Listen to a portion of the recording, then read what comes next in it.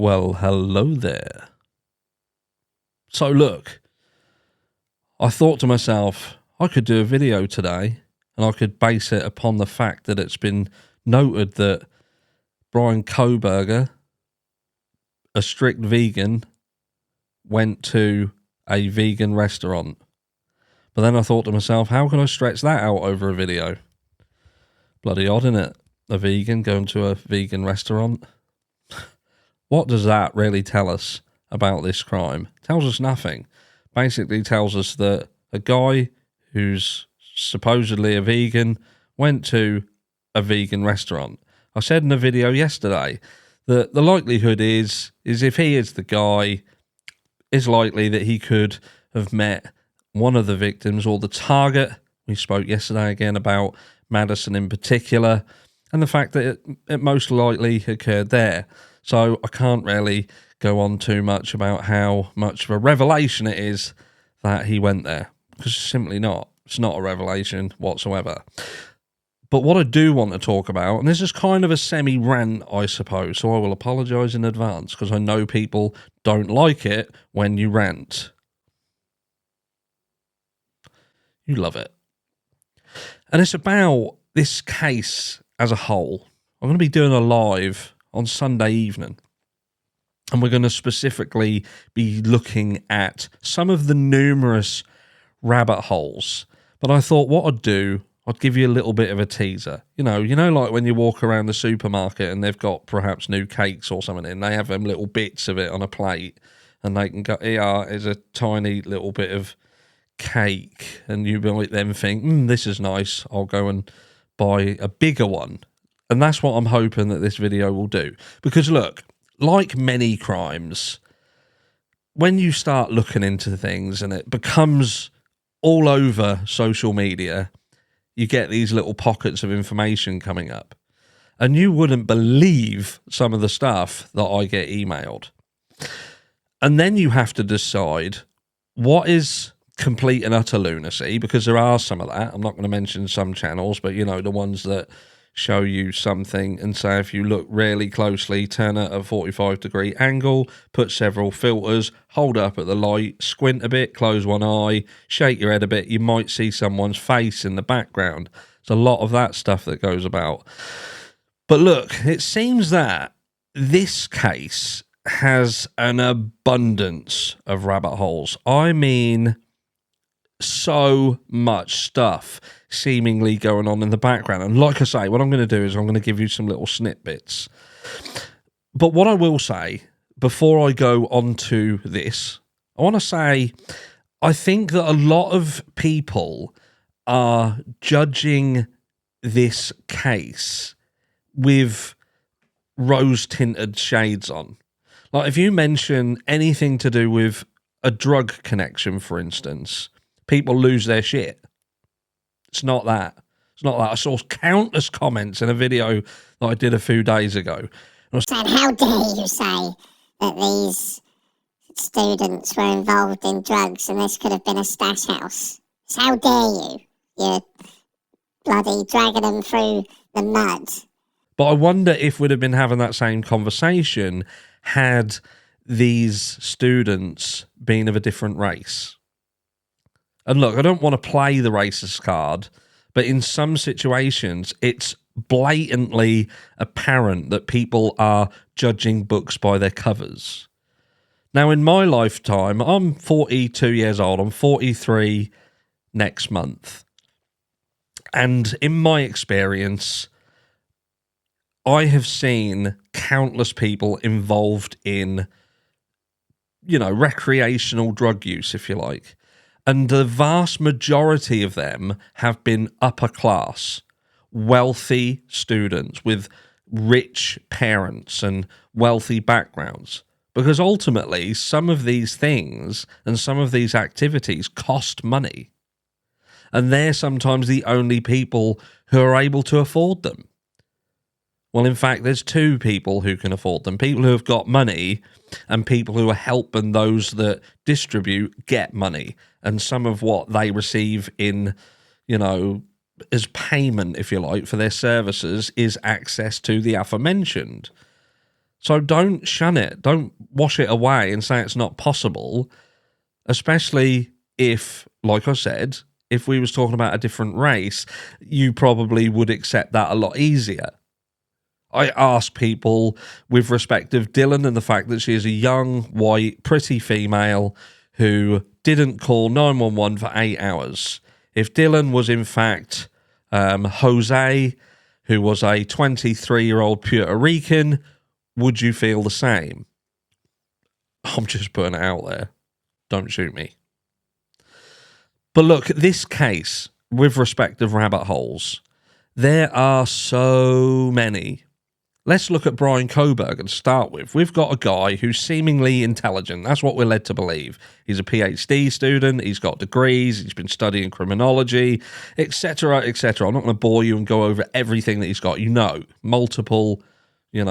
Multiple things around him, accolades of education. And I get the fact that just because you're book smart doesn't mean you're street smart. But when the things that you are specifically studying are things to do with criminology, things to do with serial killers, things to do with that kind of thing, and then we're supposed to believe that he threw everything away, all of what he'd learned, all of what he'd been studying, every single thing, and committed this crime and had every single mistake in the book. Everything. Use of own car, leaving witnesses behind, leaving parts of the weapon behind, so on and so forth, getting seen on camera. Whatever you can think of as a mistake, he did. The gloves in his property, if that turns out to be connected. There was only one glove, it would seem, and then we sort of hear that Chris McDonough, he had earlier on found another glove. Now, is this 1 and 2 of the same pair? Who knows? But so many mistakes, so many errors, just an abundance of failings. And we're just led to believe that the answer to that is he's book smart, he's not street smart. Then, on the other hand, we're supposed to think, but he planned this, he plotted it. This wasn't a spur of the moment thing. He'd been plotting it for months and months and months. He'd been there 12 times. He'd visited the area. So what was it? What was he planning then? If he made so many mistakes, literally every mistake under the sun, what was he planning? How was he planning? What was part of his planning? Because it would seem that he just got in his car, his own car, drove to another state, walked into a house, done what he did, walked past a witness, went home, laid in his bed. It just doesn't make sense. And then we've got other stuff in the background as well. Early on, people were talking about the Hannah Claire case. And I bring your attention to this because, again, this Moscow, Idaho place was renowned for not having anything like this happen for years. For years and years. What was it? 2015 was the last time they'd had a serious crime of this nature. And even then, it was nowhere near to the gravity of this. But then why do we see countless people from this area or claiming to be from this area saying, hold on a second, that's not the case? It almost became an annual thing for a student to go missing or wind up deceased. It got to the point where when it happened again earlier on in 2022, it was like, oh, we're back to normal again. That was return to normality that a student this had happened to.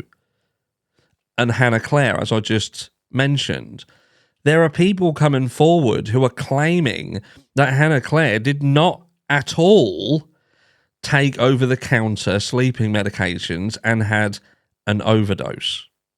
Now, I'm not going to comment on whether what I've seen and heard and been told is true or not, but it begs the question as to why people would come forward and even bring that up at all. Why would you even make it something to do with it? But they are saying that Hannah Claire was in fact herself found with similar injuries to what the Idaho 4 had. Again, do we know if that's accurate? No, but we do know that someone is saying that they are indeed a ex-roommate of this girl who has pictures of the scene, who have asked to reach out to the families of this Idaho 4 crime to show the similarities. Again, I'd like to see how that went, and if any of them are watching this video, perhaps do that. Reach out, have a look. Reach out to me. I can send you the links to the abundance of information that shows not that there was no students being hurt in this manner, but in fact there was 6 or 7 students in the last, 18 months that had come to harm in suspicious situations. The rabbit hole is deep. The rabbit hole is deep. But I will challenge anyone. Freedom of Information Act would allow you, or should, in terms of the law, allow you to go and obtain the Hannah Claire documentation that would support what we've been told as the public narrative to that. Now, I've been told that that is impossible to get hold of. There's been multiple people around that case who have tried to obtain the documentation. Would that shut quite a few people up if it was proven to be the case that she did, in fact, become deceased in this manner? Or is there more to it? Who knows? We're also seeing information regarding the owners of this house, 1122 Kings Road, and their connections to another white Hyundai Elantra that was found abandoned. And other people stating that the route that Brian Kohberger took, both coming in and going out of Moscow, Idaho, would have taken him incredibly close to one of the people who was registered as an owner of 1122 Kings Road. Now, what if, and I'm putting this out there, what if partway through that journey that Brian Kohberger took, he swapped out the white Elantra for another white Elantra? Would that, or does that fall in line with the fact that in the paperwork we have suspect vehicle 1? Is suspect vehicle 2 the other Hyundai Elantra that has subsequently been impounded, I believe?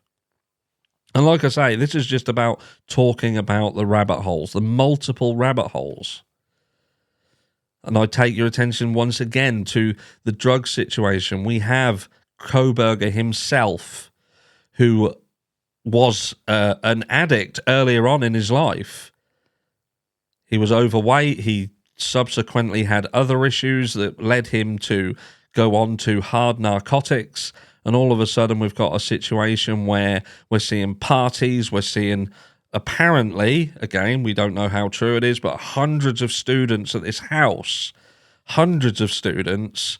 And, you know, generally, where there's hundreds of students, there's going to be this kind of situation where you're going to see the use of recreational narcotics. It's one of the biggest businesses on the face of the planet. The industry is huge. The industry has propped up nations like the United States. Countries have been built on that industry. So when you mention it, do not for one second think that Moscow, Idaho, where you've got, over 50% of its population are students, that they do not have this problem. And even if 1122 Kings Road was not a stash house, anything like that, I'm telling you, there's one there.